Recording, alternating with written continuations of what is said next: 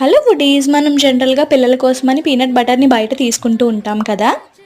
ఎలాంటి sugars, flavours ఇంకా preservatives లేకుండా ఇంట్లోనే ప్రిపేర్ చేసుకోవచ్చు.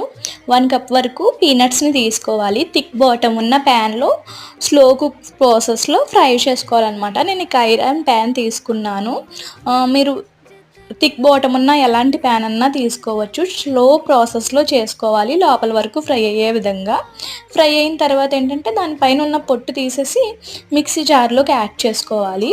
ఇదంతా కంప్లీట్ అయ్యడానికి ఏంటంటే 2 to 3 ఇంగ్రీడియంట్సే అవసరం అవుతాయి. పెద్ద కష్టం ఏం కాదు, చాలా ఈజీగా చేసేసుకోవచ్చు. నేను ఇక్కడ చూపించిన విధంగా మధ్య మధ్యలో పల్స్ ఇస్తూ మిక్స్ చేస్తూ ఉండాలన్నమాట.